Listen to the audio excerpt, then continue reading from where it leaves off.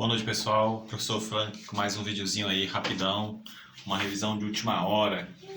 Então, a nossa prova vem falar de indústria. Então, você primeiro vai trabalhar o contexto histórico para se chegar até a industrialização. Nessa imagem, nós temos a figura de um artesão.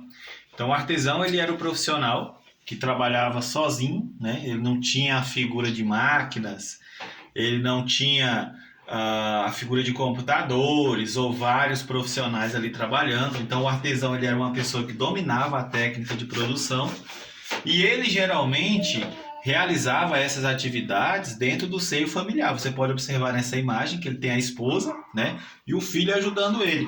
Então o artesanato era um modelo de trabalho familiar onde o profissional, o artesão, ele conseguia dominar toda a técnica de produção. Lembre-se, ele não tinha ferramentas modernas, ele tinha uma ferramenta bem simples de trabalho, então ele dominava toda a técnica de produção e não tinha salário, ele trabalhava sempre pela figura, ele trabalhava sempre como um trabalhador, ele pegava uma encomenda. Aqui agora você tem uma foto com várias mulheres trabalhando em uma espécie de tecelagem. Então aqui a gente já não chama mais de artesanato. Aqui nós chamamos de manufatura, ou seja, você nota a figura de várias mulheres trabalhando em uma espécie de uma oficina, e essas várias mulheres trabalham na produção de tecido, né? Elas têm uma espécie de um patrão agora. Então o que mudou do artesanato para a manufatura? Se antes do artesanato você tinha apenas a figura do artesão que dominava toda a técnica, agora você tem a figura do dono do artesanato, que é ele quem vai ter a oficina, vai contratar os artesãos e ele vai ser o proprietário tanto das ferramentas quanto dos meios de produção. Então, a partir de então, com a manufatura, nós vamos ter o surgimento da figura dos salários. Aqui agora nós temos uma fotografia da primeira revolução industrial. A primeira revolução ocorreu no século XVIII, lá por volta de 1760. Ela ocorreu inicialmente na Inglaterra e foi movida principalmente pela indústria têxtil. Ou seja, o que é a indústria têxtil, professor? É a indústria de produção de tecidos. Inicialmente, a revolução ela ocorreu na Inglaterra, lá no século XVIII. Nós temos como característica desse processo o carvão o carvão mineral como principal fonte de energia, o desenvolvimento da tecelagem, né? Então a máquina de fiar mecânica, né? Então a tecelagem foi a grande responsável pela primeira revolução industrial. Então nesse contexto nós temos a máquina a vapor para tecer os tecidos, né? Máquina de fiar, foi a grande invenção da primeira revolução industrial. De início, a gente tem aí, na primeira revolução industrial, condições de trabalho insalubres, degradantes, com até 14 horas de jornada de trabalho. Nós tivemos um grande êxodo rural, porque muitas pessoas tiveram que migrar do campo para a cidade, né? Lembre-se lá dos cercamentos, quando a Rainha Elizabeth toma todas as terras dos pequenos proprietários e obriga os camponeses a ir para a cidade. E aí a gente vai ter a figura do trabalho nas fábricas, onde eles vão ganhar salários bem pequenos. Mulheres e crianças geralmente vão trabalhar apenas pela figura de um trabalho, vão trabalhar apenas pelo prato de cada dia, né? Não vão ter um salário como a figura do homem. E você vai ter nesse contexto uma condição de vivência muito ruim, né? Aqui você tem a fotografia de uma fábrica durante a Revolução Industrial. Então as cidades ficavam perto dos rios, os rios poluídos, com muita... então as condições de vida não eram boas, eram bem insalubres. Lembre-se que nesse período surgiu até uma doença chamada...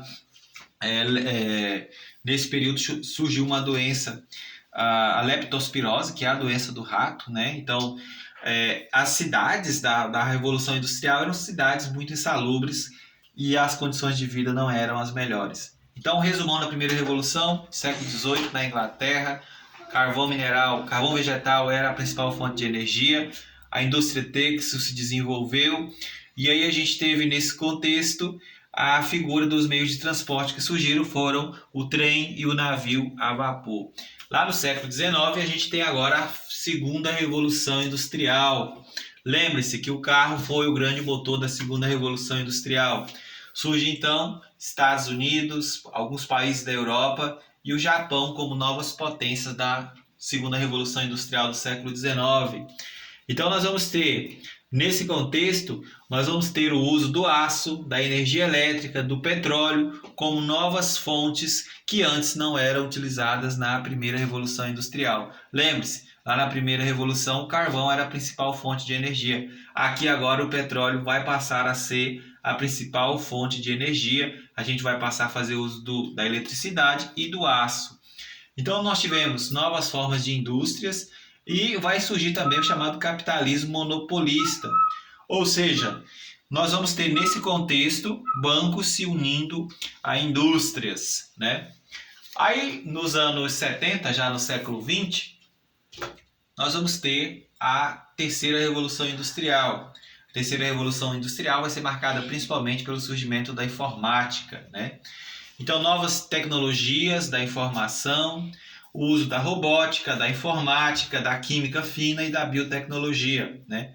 Então, nesse contexto, nós vamos ter o avanço dos transportes e a diminuição da noção de distância. A partir de então, a gente já vai caminhar para o chamado mundo globalizado. As indústrias vão produzir no modelo de produção em rede. A gente não pode finalizar essa revisão sem falar dos sistemas de produção. Lá na segunda revolução industrial surgiu o Fordismo. Então o Fordismo foi um modelo de produção implantado nas fábricas da Ford que teve como ideia o chamado Taylor. Então lá na fábrica da Ford você tinha uma esteira rolante no qual o carro ele caminhava pela fábrica, conforme esse carro ia caminhando pela fábrica, ele ia sendo montado. Lembre-se, os carros do modelo Fordista tinham uma única aparência. Esse modelo é chamado de produção em série, ou seja, produção para as massas. Então, nesse contexto, você não tinha uma diferença nos modelos, no padrão. Então, produzia-se o mesmo carro e você tinha nessa linha de montagem um trabalhador que não tinha muita experiência, muita prática. Não precisava dominar a técnica de produção, ou seja, um funcionário não precisava saber fazer um carro. Nesse contexto, o trabalho ele era repetitivo e o operário ele dominava um pouco a técnica. O Fordismo, então, ele teve seu auge lá nos anos 40, tinha como críticas a grande quantidade de desperdício de matéria-prima e muitos carros ficavam estocados, pois naquele período a gente não tinha a figura da informática para saber o quanto que se precisava de vender. Nós aí temos uma figura do toyotismo, que foi o sistema de produção iniciado lá na terceira revolução industrial. Nesse toyotismo nós vamos ter o sistema de produção chamado just in time. Em português, a tradução significa produção em tempo correto. O que mudou, professor? Você agora vai ter a produção em rede, você vai ter os fornecedores produzindo de acordo com a demanda. Então você vai ter a produção de carros, vai atender à lei da oferta e da procura.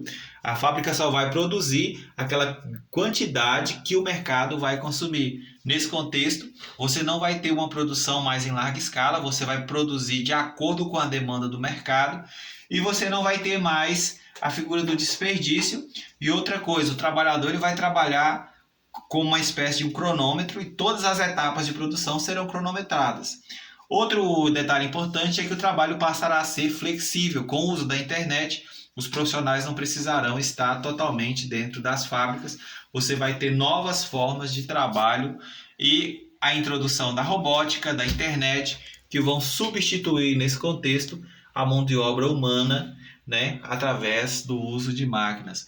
Então, o toyotismo ele foi um grande avanço para o sistema produtivo e trouxe uma modernidade nos meios de produção industrial.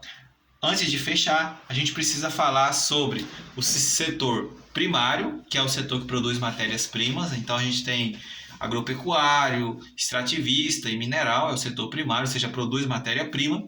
Temos o setor secundário, que é a indústria e a construção civil, ou seja, aquele que transforma a matéria-prima. Por fim, nós temos o setor terciário, que é o setor de serviços, aquele que repassa o produto para o cliente. A gente pode citar o caso do telemarketing e do próprio comércio.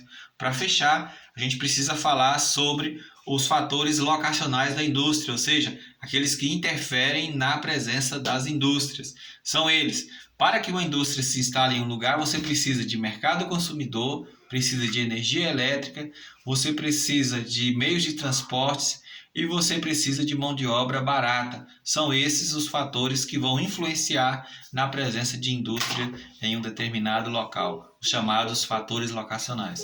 Um forte abraço e muito obrigado a todos.